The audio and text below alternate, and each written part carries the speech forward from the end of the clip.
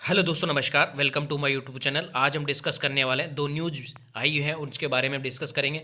जब तक अगर आपने मेरे चैनल को सब्सक्राइब नहीं किया तो दोस्तों सब्सक्राइब कर लीजिए और बेल आइकन को हिट कर लीजिए ताकि तब भी कोई नया वीडियो बने आपको देखने को मिले। तो सबसे पहले जो न्यूज़ हम स्टार्ट करने वाले हैं वो है कि जो इंडिया में अभी जो ब्रिटिश प्राइम मिनिस्टर साहब है केयर स्टारमर, वो विजिट पे आए हुए हैं और उन्होंने ये जो अनाउंस किया, और उन्होंने क्या अनाउंस किया कि जो इंडिया है, जो इकॉनमी है वो थर्ड लार्जेस्ट इकॉनमी बन जाएगी कब 2028 में। ये दोस्तों ये सब बहुत बड़ी बात है कि जो बाहर के जो प्राइम मिनिस्टर है, यूके के जो प्राइम मिनिस्टर साहब है, वो भी अगर ऐसी बातें करते हैं तो ये आने वाले टाइम में सपना साकार हो सकता है। अगर हमारी जो गवर्नमेंट भी है वो भी इसके ऊपर फोकस करे तो आने वाले टाइम 2028 के बाद 28 तक India third economy, largest economy वाली कंट्री बन सकती है।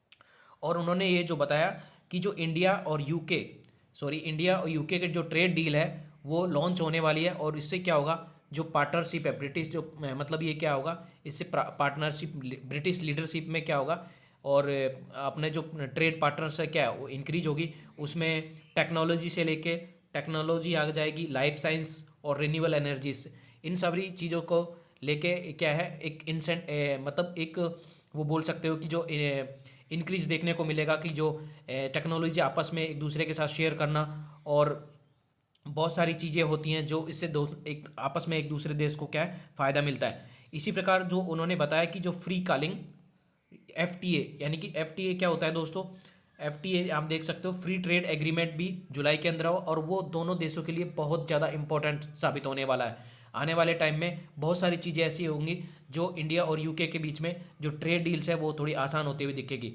इसी प्रकार इन्होंने यूएस डोनाल्ड के जो प्रेसिडेंट है डोनाल्ड ट्रंप, उन्होंने उसको भी बताया कि जो इजराइल और हमास के बीच में जो युद्ध चल रहा है उसके बीच में बहुत सारे सिविलियन ऐसे हैं जो बिना इनकी कोई गलती नहीं है लेकिन फिर भी उनको उनको लाइफ थ्रेटनिंग या किसी भी प्रकार का जो लॉस हो रहा है।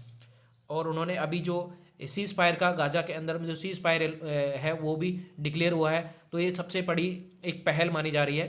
तो इसके लिए प्राइम मिनिस्टर साहब ने भी, नरेंद्र मोदी साहब ने भी उनको धन्यवाद बताया है डोनाल्ड ट्रंप साहब को। और रसिया और यूक्रेन जो कॉन्फ्लिक्ट है उसके जो विराम लगा है, इसकी वजह से क्या जियो पोलिटिकल सिचुएशंस है क्या दोस्तों वो इम्प्रूव होगी, और सारे देशों को इससे क्या है ट्रेड करने में थोड़ी आसानी होगी।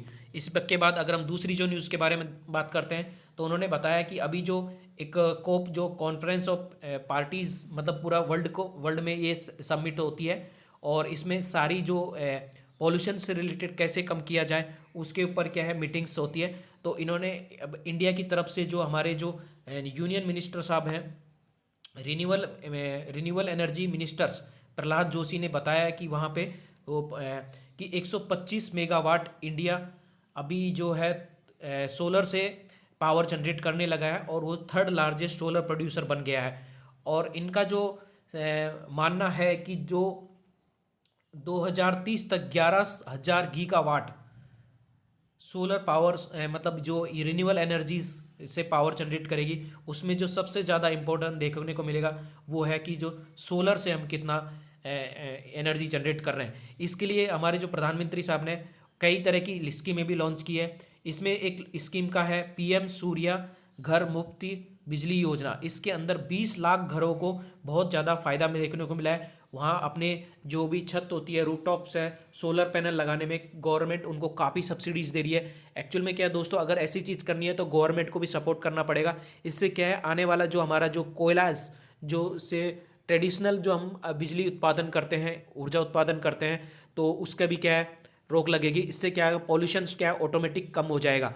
जितना हो सके अगर हम सोलर का जितना यूटिलाइज कर सके उतना बहुत ज़्यादा बेनिफिट्स होंगे आने वाले टाइम के अंदर, पॉल्यूशंस के अंदर और एनवायरनमेंट से रिलेटेड जो भी चीज़ है। इंडिया के अंदर बहुत ज़्यादा विंड से रिलेटेड, सोलर से रिलेटेड अभी काफ़ी ज़्यादा डेवलपमेंट हो रहा है दोस्तों।